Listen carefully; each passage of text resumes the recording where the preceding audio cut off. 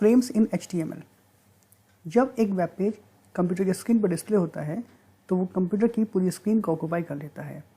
अगर हमारे सामने कुछ ऐसी कंडीशन है कि हमको अपने कंप्यूटर की स्क्रीन पर अलग अलग पार्ट्स में अलग अलग कंटेंट्स को डिस्प्ले करना है, वो कंटेंट चाहे इमेज हो, टेक्स्ट फाइल हो, वेब पेज हो या और कोई HTML डॉक्यूमेंट्स का एलिमेंट हो, तो अगर उसको डिस्प्ले करना है तो ये पॉसिबल नहीं है कि हम अपने कंप्यूटर की स्क्रीन को अलग अलग सेक्शंस में डिवाइड कर पाएँ। तो इसके लिए हम अपने वेब पेज को ही अलग अलग सेक्शंस में डिवाइड कर लेते हैं ताकि हम हर एक सेक्शन के अंदर एक अलग तरीके का कंटेंट रख सकें, जिससे कि हमारे वेब पेज के अंदर वो कंटेंट्स इजीली डिस्प्ले हो सकें और इजीली मैनेज हो सकें। इस काम को करने के लिए HTML में हमारे पास फ्रेम सेट नाम का एक टैग होता है। इस फ्रेम सेट की हेल्प से हम अपने एक वेब पेज को डिफरेंट मल्टीपल सेक्शंस के अंदर डिवाइड कर सकते हैं, जिसमें हम हर सेक्शन को एक वेब पेज के तौर पे इस्तेमाल कर सकते हैं। यानी कि हम हर एक सेक्शन के अंदर अपने कंटेंट को डिस्प्ले कर सकते हैं। इट मीन्स एक फ्रेम सेट की हेल्प से अगर हमने अपने वेब पेज को अलग अलग फ्रेम्स में डिवाइड किया है तो हर एक फ्रेम एक अलग तरीके का कंटेंट डिस्प्ले करेगा। हम एग्जांपल लेते हैं।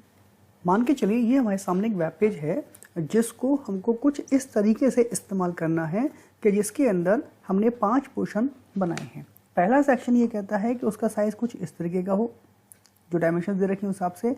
सेकंड सेक्शन कुछ इस साइज़ का रहेगा, थर्ड सेक्शन कुछ इस साइज़ का, फिर फोर्थ और फिर फिफ्थ। यानी कि इन 5 सेक्शन के अंदर हमको अलग अलग तरीके का कंटेंट डिस्प्ले करना है। अब कंप्यूटर की स्क्रीन का तो साइज़ यही है और इस स्क्रीन पर पूरा ये वेब पेज डिस्प्ले होगा, तो कंप्यूटर की स्क्रीन को तो हम ब्रेक नहीं कर सकते, स्प्लिट नहीं कर सकते। तो हमको क्या करना होगा, हमको अपने वेब पेज को कुछ इन पार्ट्स में डिवाइड करना होगा। यानी कि हमारा जो वेब पेज होगा उसके 5 डिफरेंट सेक्शन बनाने होंगे। तो ये 5 डिफरेंट सेक्शन बनाने का काम हम फ्रेम सेट की हेल्प से करते हैं। तो फ्रेम सेट क्या करता है, हमारे एक वेब पेज को अलग अलग सेक्शंस में डिवाइड कर देता है ताकि फिर हर एक सेक्शन को हम अपने अलग काम के लिए इस्तेमाल कर सकें। तो फ्रेम सेट क्या करता है, 2 एट्रीब्यूट्स में से किसी एक एट्रीब्यूट का यूज़ करेगा। रोज और कॉलम नाम के 2 एट्रीब्यूट इसके पास होते हैं जिनको वो रो और कॉलम को क्रिएट करने के लिए यूज़ करता है। तो ज़रूरी नहीं है कि रो और कॉलम दोनों ही एट्रीब्यूट यूज़ करे, वो जैसी हमारी रिक्वायरमेंट है वैसे हम रोज और कॉलम नाम के 2 एट्रीब्यूट को यूज़ करेंगे। तो फ्रेम सेट में रोज और कॉलम जो एट्रीब्यूट होते हैं उनके अंदर कुछ वैल्यूज़ पास करनी होती हैं। यानी कि अगर हमको रोज़ क्रिएट करनी है तो रोज़ क्रिएट करने के लिए हमको यहाँ पर कुछ वैल्यू देनी होगी, जिस वैल्यू का मतलब ये होगा कि जो हम ये स्क्रीन को डिवाइड कर रहे हैं नंबर ऑफ रोज़ के अंदर। मान के चलिए 2 रो हैं, तो इन 2 रो में पहली रो जो होगी वो स्क्रीन का कितना पोर्शन लेगी। मान लीजिए स्क्रीन जो है इसका कुछ भी साइज़ अगर है, मान के चलिए 1080 इसकी विड्थ है, सॉरी इसकी हाइट अगर 1080 पिक्सल्स की है, तो हम कितना पोर्शन लग जाते हैं। मैं ये चाहता हूँ कि 50% पार्ट में पहली रो आए और 50% पार्ट में सेकंड रो आए। तो ये 50-50 क्या हुआ, ये वैल्यू हुई। तो ऐसे ही जो रो एट्रीब्यूट होगा उसके द्वारा अगर हम अपनी स्क्रीन को रोज में डिवाइड करना चाहते हैं तो वो रो का साइज़ कितना होगा वो वैल्यू हमको देनी होगी। वो वैल्यू या तो नंबर ऑफ पिक्सल्स की फॉर्मेट में हो सकती है, यानी कि अगर आपको पता है कि स्क्रीन में कितने पिक्सल्स हैं तो आप पिक्सल्स के हिसाब दे सकते हैं, नहीं तो आप परसेंटेज के हिसाब दे सकते हैं। और इन दोनों को इस्तेमाल करते हुए एक स्टार सिंबल भी होता है जिसको हम यूज़ कर सकते हैं अगर आपको रेस्ट ऑफ द स्क्रीन पूरी एक रो बनानी है तो आप स्टार यूज़ कर सकते हैं। जैसे मान के चलिए मैं चाहता हूँ ये स्क्रीन अगर है तो इसमें 2 रो बनी चाहिए, पहली रो 30% की हो और जो बाकी बची रो हो वो सेकंड रो बन जाए। तो यानी कि मैं 30% कॉमा स्टार, स्टार का मतलब क्या हुआ, जो रिमेनिंग स्पेस है वो दे सकता हूँ मैं। तो इस तरीके से आपका जो एक वेब पेज होगा उसमें रोज क्रिएट हो जाएंगी। सेम ऐसे ही हम कॉलम वाले एट्रीब्यूट को यूज़ करेंगे अगर हमको कॉलम बनाने हैं। जैसे ये एक जो आउटपुट है, ये जो हमारा रिक्वायरमेंट है आउटपुट की, इसमें मान के चलते हैं कि पहली रो 50% की है, सेकंड रो 50% की है। तो पहली रो में क्या किया हमने, सॉरी 2 रो को बनाने क्या करा हमने, row is equal to 50% comma 50%, 2 row create हो जाएंगी। अब मैं बारीक बात करता हूँ इस सेकंड रो के अंदर 3 कॉलम की। अगर कैलकुलेट हमको नहीं करना है तो 33, 33 और कॉमा स्टार। तो स्टार का मतलब ये हुआ जितना बचा हुआ स्पेस है वो सब आपका इसमें हो जाएगा। एग्जाम्पल समझते हैं फ्रेम सेट का। एक बहुत ही इंपॉर्टेंट नोट है, जब हम फ्रेम सेट यूज़ करते हैं तो HTML के डॉक्यूमेंट में बॉडी टैग का यूज़ नहीं होता है, यानी कि बॉडी टैग हम यूज़ नहीं करेंगे हम अगर फ्रेम सेट टैग को यूज़ कर रहे हैं। तो एक छोटा सा एग्जांपल है ये प्रोग्राम का। हमको अपने वेब पेज को 2 रो में डिवाइड करना है, सॉरी 3 रो में डिवाइड करना है। तो मैंने लिखा frame set rows equal to 33%, 33%, 33%। ये क्या करेगा, ये डिवाइड करेगा स्क्रीन को 3 इक्वल हॉरिजॉन्टल सेक्शंस के अंदर, यानी कि 3 रो क्रिएट कर देगा। फ्रेम सेट का यूज़ ठीक उसी तरीके से होता है जिस तरीके से हमने टेबल्स को समझा था। और यदि टेबल्स का कॉन्सेप्ट आपको क्लियर नहीं है तो फ्रेम सेट का कॉन्सेप्ट आपको समझने में थोड़ी परेशानी हो सकती है। तो फ्रेम सेट के अंदर भी सेम वैसे ही क्रिएशन होता है जैसे हमारे टेबल्स के अंदर होता है, रो बाय रो। पहले पहली रो, फिर उस रो के सभी कॉलम्स, देन नेक्स्ट रो, फिर उस रो के सभी कॉलम, एंड सो ऑन। तो पहले हमने क्या करा, frame set row is equal to 33%, 33%, 33%। ये क्या करेगा, एक वेब पेज में 3 रो बना देगा। Next first frame set columns equal to 50%, 50%। ये क्या करेगा, ये वाली लाइन पहले वाले रो के 2 कॉलम बनाएगी 50-50% के बराबर के, पहली वाली रो के। तो पहली रो में 2 कॉलम बन गए, हमने इस पहली रो को बंद कर दिया, यानी कि फ्रेम सेट क्लोज हो गया यहाँ पर। अब ऊपर वाली लाइन से हमने कितनी रो बनाई थी, हमने रो बनाई थी 3, 33%, 33% और 33% की। तो पहली रो जो हुई उसके 2 कॉलम बन गए 50-50 के, पहला कॉलम बंद हो गया। अब नेक्स्ट कंट्रोल हमारा आता है नीचे सेकंड रो में, frame set columns equal to 50%, 50%, यानी कि सेकंड रो के भी 2 कॉलम बन जाएंगे। और यहाँ हमने ये सेकंड रो को भी क्लोज कर दिया। थर्ड रो के लिए हमने कुछ यूज़ नहीं किया है, यानी कि थर्ड रो 33% से बनी है, वो एज इट इज़ रहेगी। और यहाँ हमने फ्रेम सेट को क्लोज कर दिया। इससे क्या हुआ, इससे फ्रेम सेट रोज की तरफ से 3 रो बनी, 3 रो के द्वारा पहली रो में 2 कॉलम, उसके बाद वो क्लोज, दूसरी रो में 2 कॉलम, उसके बाद वो क्लोज, और देन फ्रेम सेट क्लोज। ये कुछ एग्जाम्पल है, इसको भी एग्जाम्पल समझेंगे हम आगे। जब एक बार हम अपने वेब पेज को फ्रेम्स में डिवाइड कर लेते हैं रोज और कॉलम्स के फॉर्मेट में, तो हमारा हर एक सेक्शन एक अलग तरीके के डॉक्यूमेंट को लोड करने के लिए प्रिपेयर हो जाता है। अब हर एक सेक्शन को यूज़ करने के लिए हम फ्रेम टैग का यूज़ करते हैं, यानी कि अगर हमने उस फ्रेम सेट के द्वारा अपने वेब पेज को कुछ इस तरीके से डिवाइड कर लिया है तो यहाँ हमारे पास 5 फ्रेम बन गए, पहला, दूसरा, तीसरा, चौथा, 5वां। अब इस हर एक फ्रेम के अंदर एक अलग तरीके का HTML डॉक्यूमेंट हम डिस्प्ले कर सकते हैं, चाहे वो इमेज हो, टेक्स्ट हो, कुछ भी हो। तो उसको डिस्प्ले करने के लिए या लोड करने के लिए हम फ्रेम टैग का यूज़ करेंगे। फ्रेम टैग के कुछ एट्रीब्यूट्स होते हैं, समझते हैं उनको। पहला SRC, ये बताएगा कि हर एक फ्रेम के अंदर आप कौन सी फाइल लोड कर रहे हैं, यानी उस फाइल का पाथ क्या होगा। सोर्स, SRC यानी कि सोर्स, यानी कि अगर इस 1 नंबर के फ्रेम में मैं कोई इमेज डिस्प्ले करना चाहता हूँ तो इमेज को लोड करने के लिए मुझे इमेज का पाथ देना पड़ेगा। तो पाथ कैसे देंगे हम, SRC एट्रीब्यूट की हेल्प से, जैसे हम IMG टैग के साथ देते थे। मार्जिन हाइट, ये बताएगा कि फ्रेम के टॉप और बॉटम में कितना स्पेस छोड़ना है। मार्जिन विड्थ, ये बताएगा कि फ्रेम के दोनों साइड यानी लेफ्ट और राइट में कितना स्पेस छोड़ना है। नेम का मतलब, अगर हम अपने फ्रेम को कोई नाम देना चाहते हैं तो नेम एट्रीब्यूट यूज़ करेंगे। वो इसलिए देते हैं हम कि कभी कभी ऐसा होता है हमारे सामने फ्रेम नंबर 1 के अंदर कोई हाइपर लिंक है और उस हाइपर लिंक पे क्लिक करने के बाद मैं ये चाहता हूँ कि फ्रेम नंबर 2 के अंदर फाइल ओपन हो जाए। तो हाइपर लिंक तो फ्रेम नंबर 1 के अंदर है, क्लिक करूँगा, फाइल कहाँ जाएगी, फ्रेम नंबर 2 में। तो फ्रेम नंबर 2 का जब नाम कुछ होगा तभी तो उस फाइल को मैं कहूँगा कि इस फाइल को इस वाले फ्रेम में ओपन कर दो। तो इस तरह से नेम एट्रीब्यूट यूज़ करते हैं हम। खैर और भी काफ़ी सारे काम होते हैं नेम के, तो नेम का मतलब यहाँ पर हम सिर्फ इतना समझते हैं कि फ्रेम को अगर कोई नाम देना है तो उसका नेम एट्रीब्यूट यूज़ करते हैं। नोड साइज, नोड साइज एक एट्रीब्यूट होता है जिसके द्वारा हम फ्रेम को उसके फ्रेम को जो उसकी रीसाइजिंग कैपेबिलिटीज होती है, यानी कि मिनिमाइज और मैक्सिमाइज करने वाली जो कैपेबिलिटी होती है वो डिसेबल कर देते हैं, यानी फ्रेम हमारा फिक्स रहेगा, यानी कि कोई उसको मिनिमाइज और मैक्सिमाइज नहीं कर सकता। स्क्रॉलिंग, स्क्रॉलिंग का काम क्या होता है कि अगर हमारे पास कोई फ्रेम है और इसके अंदर कोई फाइल लोड हो रही है और वो फाइल का जो साइज़ है इस फ्रेम के साइज से बड़ा है, तो ऑटोमेटिक इसके वर्टिकल और हॉरिजॉन्टल 2 स्क्रॉल बार आ जाते हैं उस फाइल को ऊपर नीचे खिसका के देखने के लिए। तो अगर हम वो स्क्रॉल बार चाहते हैं या नहीं चाहते हैं या ऑटोमेटिक आ जाए, तो इस टाइप की तीनों सर्विस के लिए हम स्क्रॉलिंग एट्रीब्यूट यूज़ करते हैं और ये वैल्यू लेता है येस, नो और ऑटो। अगर हमने येस कर दिया तो स्क्रॉल बार आएगा ही आएगा, अगर हमने नो कर दिया स्क्रॉल बार नहीं आएगा, चाहे इमेज छोटी हो या बड़ी हो, और ऑटो कर दिया तो ऑटो का मतलब ये है कि अगर इमेज छोटी है तो नहीं आएगा और अगर इमेज फ्रेम साइज से बड़ी है तो आ जाएगा। ये चीज़ ऑटोमेटिक एडजस्ट हो जाएगी। तो अब हम जरा इनके एग्जाम्पल के साथ समझते हैं कि इसको काम को करेंगे कैसे। हम हमारे पास यहाँ पर एक प्रोग्राम है, इसको ओपन कर लेते हैं नोटपैड के अंदर और फ्रेम सेट का एग्जाम्पल लिखना शुरू करते हैं। जब हम फ्रेम सेट के कोड को लिखते हैं तो इसके अंदर हम कहीं पर भी बॉडी टैग का यूज़ नहीं करते हैं।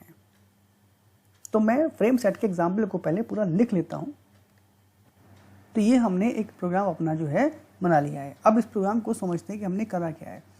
हमने भी डिस्कस किया था फ्रेम सेट, और फ्रेम सेट को हमने ये कहा था कि ये टेबल के तौर पे क्रिएट होता है, यानी कि अगर हम अपनी स्क्रीन को फ्रेम्स में डिवाइड कर रहे हैं तो वो रो और कॉलम के फॉर्मेट में बनेगी।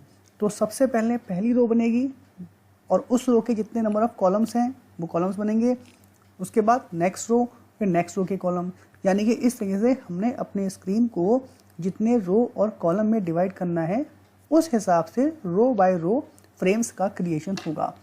तो यहाँ पर सबसे पहले हमने क्या करा, हमने फ्रेम सेट टैग के द्वारा अपनी स्क्रीन को रोज में डिवाइड किया है और यहाँ हमने दिया है 30% और कॉमा स्टार।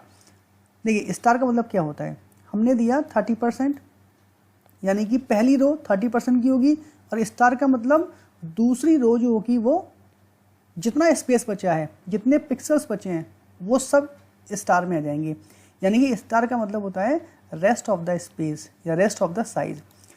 हमारी स्क्रीन का साइज 100% होता है, तो 100% में से 30% की पहली रो और दूसरी रो कितनी बनी 70% की, तो हमने साइज दिया 30% कॉमा स्टार, यानी कि हमारे पास फ्रेम सेट जो है वो 2 रो में हमारी स्क्रीन को स्प्लिट कर देगा। अब कंट्रोल आएगा फर्स्ट रो में, यानी कि फर्स्ट रो में कितने कॉलम्स बनेंगे, तो हमने दिया फिर दोबारा से फ्रेम सेट टैग दोबारा से दिया कॉलम्स 50% 50%, यानी कि पहली रो के अंदर 2 कॉलम बना दीजिए और पहली रो के 2 साइज कर दो, यानी पहली रो को 2 पार्ट में डिवाइड कर दो 50% 50% में। ठीक है, अभी कंट्रोल पहली वाली रो के अंदर ही रहेगा और पहले कॉलम में आएगा। पहले कॉलम में हमने क्या दिया, फ्रेम टैग, यानी पहला वाला फ्रेम, उसमें हमने एक इमेज डिस्प्ले करी है playground.jpeg। इमेज को लोड करने के लिए हमने एट्रीब्यूट यूज़ किया src, यानी कि सोर्स। तो क्या करेगा ये फ्रेम टैग सोर्स एट्रीब्यूट की हेल्प से playground.jpeg नाम की इमेज को पहले वाले फ्रेम में लोड कर देगा, क्योंकि हमने पहली रो के अंदर 2 कॉलम क्रिएट किए हैं 50% 50% के। तो पहले कॉलम में पहली इमेज और दूसरे कॉलम में यानी कि दूसरे वाले फ्रेम में भी हमने सेम इमेज ही डिस्प्ले करी है, यानी कि हमने एक ही इमेज को यूज़ किया है 2 बार। तो यानी कि ये 2 अलग अलग कॉलम होंगे। अब हमारी पहली रो जो थी वो 2 कॉलम में डिवाइड थी, यानी कि 2 फ्रेम सेट टैग के द्वारा फ्रेम सेट टैग के द्वारा 2 फ्रेम में डिवाइड थी। तो पहली रो का तो काम खत्म हो गया, तो पहली रो का कंट्रोल हमारा इतना था। तो यहाँ हमने ये वाला फ्रेम सेट टैग यहाँ पर क्लोज कर दिया। इट मीन्स पहली रो का काम फिनिश। अब नेक्स्ट कंट्रोल कहाँ आएगा, सेकंड रो में। सेकंड रो का साइज कितना है 70%, क्योंकि स्टार लगा है। पहली रो 30% थी, सेकंड रो 70%। तो अब हम क्या करेंगे, अब हम सेकंड रो को भी 2 फ्रेम में डिवाइड करते हैं, उनका साइज भी 50-50% होगा। तो ठीक है, फ्रेम सेट कॉलम्स 50% 50%, यानी सेकंड रो के भी 2 फ्रेम बन गए। पहला फ्रेम जो होगा उसके अंदर भी हमने playground.jpg नाम की इमेज लोड करी, दूसरा फ्रेम जो होगा उसमें भी इमेज लोड करी, और फिर हमारा सेकंड रो के 2 कॉलम क्रिएट हो गए, दोनों में इमेज लोड हो गई, हमने उस रो को भी क्लोज कर दिया। अब ये दोनों रो हमारी कंप्लीट हो चुकी हैं, तो हमने मेन वाला जो फ्रेम सेट टैग था उसको भी यहाँ पर क्लोज कर दिया। अब देखते हैं इसका आउटपुट क्या होगा। आउटपुट इसका कुछ इस तरीके से है। पहली वाली रो इतनी है आपके सामने, ठीक, ये 30% है और ये अपना 70% एरिया है। जरा इसको हम ऐसा करते हैं, ऊपर वाला लेते हैं हम 80% और नीचे वाला कर देते हैं 20%, तो देखते हैं आउटपुट कैसा होगा। तो मैं इसको कर देता हूँ 80% और स्टार का मतलब बचा हुआ 20% स्टार में आ जाएगा। तो ठीक है, सेव कर दिया प्रोग्राम। मैं इसको रिफ्रेश करता हूँ, देखिए पहली वाली रो हमारी ज़्यादा बड़ी हो गई और सेकंड वाली रो केवल मात्र 20% ही रही है। अब मैं इसको फिर से चेंज कर देता हूँ, मैं इसको 50% कर देता हूँ। तो अब क्या होगा, हमारी स्क्रीन 2 बराबर पार्ट में रो की फॉर्म में डिवाइड हो जाएगी। देखिए पहली वाली रो 50%, दूसरी रो 50%। इतना क्लियर है। अब हमने पहली रो के 2 पार्टीशन करे हैं, 50% 50%। कहाँ करे हैं, यहाँ पर 50%। अब जब हम इसको थोड़ा सा कम कर देते हैं, मैं इसको कर देता हूँ 30%, तो ये कितना हो जाएगा 70%। यहाँ पर भी हम स्टार का यूज़ कर सकते थे, बट कोई बात नहीं, हमने नहीं किया, हमने यहाँ पर समझने के लिए इसका यूज़ किया है। अब जरा रिफ्रेश कर दे तो ये वाला पार्ट 30% होगा, ये वाला पार्ट 70% होगा। देखिए ये पार्ट 30% हो गया, ये पार्ट 70% हो गया। अब दोबारा से हम इसको 50-50 करते हैं, तो देखते हैं कि ये कैसे होगा। आउटपुट 50-50। प्रोग्राम सेव किया, दोबारा से रिफ्रेश करते हैं, दोबारा से 50 और 50, यानी कि पहली रो के अंदर 2 कॉलम हमारे बनेंगे 50%। अब देखिए पहला वाला फ्रेम इसमें हमने लोड करी ये वाली इमेज, दूसरा फ्रेम इसमें लोड करी ये वाली इमेज। तो इमेज तो लोड हो रही है सामने, समझने के लिए हम क्या करते हैं, हम इसके अंदर से ये वाली इमेज को हटा देते हैं, ठीक है। अब जब प्रोग्राम लोड करते हैं, देखिए ये वाला टैग हमारा ब्लैंक के तौर पे काम कर रहा है, यानी यहाँ पर SRC एट्रीब्यूट काम नहीं कर रहा। क्यों नहीं कर रहा, क्योंकि है ही नहीं, हमने लोड करी नहीं है इमेज। हम तो वापस लगा देते हैं इसको और प्रोग्राम को सेव करते हैं, तो देखिएगा यहाँ पर इमेज वापस आ जाएगी। तो इस तरीके से ये वाला जो SRC एट्रीब्यूट है वो सेकंड फ्रेम में काम कर रहा। अब देखिए सेकंड रो को भी हमने डिवाइड किया 50-50 में, तो जरा यहाँ पर हम देखते हैं क्या ये 50-50 काम कर रहा है। ये सेकंड रो कंट्रोल है, प्रोग्राम सेव किया, साइज़ दोबारा चेंज किया और देखिए अब सेकंड रो को हमने 30-70 में डिवाइड कर दिया, यानी कि सेकंड रो वाला एग्जांपल यहाँ पर है। हम दोबारा इसको 50-50% कर लेते हैं, प्रोग्राम सेव करते हैं और फिर से 50-50% हो गया। सेम ऐसे ही इन दोनों फ्रेम में ये 2 इमेज लोड हो रही है, पहला वाला फ्रेम ये वाला। अच्छा यहाँ पर एक बात देखने की ये है कि जो फ्रेम का जो साइज़ है उसके हिसाब से इमेज का साइज़ बड़ा है, तो यहाँ पर ऑटोमेटिक स्क्रॉलिंग आ रही है। अब मैं ये चाहता हूँ कि मैं इसमें स्क्रॉल बार नहीं चाहता, तो जिस किसी फ्रेम में मैं स्क्रॉल बार नहीं चाहता हूँ उस फ्रेम के अंदर मैं ये जो स्क्रॉलिंग वाला एट्रीब्यूट है, ये स्क्रॉलिंग वाला, इस एट्रीब्यूट को मैं नो कर दूंगा। तो ठीक है, हम मान के चलते हैं पहली वाली इस इमेज की बात करते, तो ये इमेज जहाँ लोड हो रही है उसके साथ हम स्क्रॉलिंग एट्रीब्यूट नो कर देंगे। तो यहाँ लिखते हैं scrolling is equal to no, program save कर दिया। तो अब जहाँ पर ये इमेज लोड हो रही है, ये पहला फ्रेम है, इसके अंदर स्क्रॉल बार नहीं आएगा। रिफ्रेश करते हैं, अभी देखिए यहाँ पर स्क्रॉल बार आ रहा है, ऊपर नीचे, यहाँ से स्क्रॉल बार चला गया।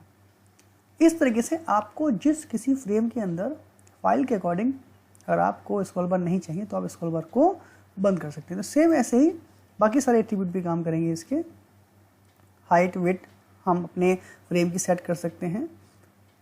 तो ये कुछ एग्जाम्पल था फ्रेम्स का। अब इससे हुआ क्या, इससे हमने अपनी स्क्रीन को, एक वेब पेज को, स्क्रीन को तो स्प्लिट कर नहीं सकते ना, तो हमने वेब पेज को स्प्लिट कर लिया डिफरेंट पार्ट्स के अंदर, 4 पार्ट का डिफरेंट तरीके से स्प्लिट कर लिया। अब चारों पार्ट्स के अंदर हम अपनी अलग अलग कंटेंट को डिस्प्ले कर सकते हैं और हर एक फ्रेम अपने आप में एक वेब पेज के तौर पे काम करेगा और दूसरे किसी पोर्शन को वो डिस्टर्ब नहीं करेगा। दूसरी एक खास बात यह है कि जो कंटेंट इस फ्रेम के अंदर है वो कंटेंट दूसरे वाले फ्रेम के कंटेंट की पोजीशन को भी डिस्टर्ब नहीं करेगा। यानी कि अगर यहाँ पर ये इमेज बड़ी है तो ये इमेज इसी फ्रेम के अंदर रहेगी, चाहे कितनी भी बड़ी हो, ये दूसरे फ्रेम को या दूसरे फ्रेम का जो कंटेंट है उसको डिस्टर्ब नहीं करेगी। कहीं ऐसा नहीं होगा कि मतलब यहाँ फ्रेम अगर इस ये वाली इमेज बड़ी है तो इसका कंटेंट खिसक के राइट में चला जाए, या अगर इसकी इमेज बड़ी है तो इसका कंटेंट खिसक के लेफ्ट में चला जाए। यानी कि वो डिस्टर्बेंस जो होगा कंटेंट को डिस्प्ले करने में वो यहाँ पर क्रिएट नहीं होगा और आपका जो डेटा होगा वो परफेक्टली शो रहेगा, फिक्स रहेगा वेब पेज के।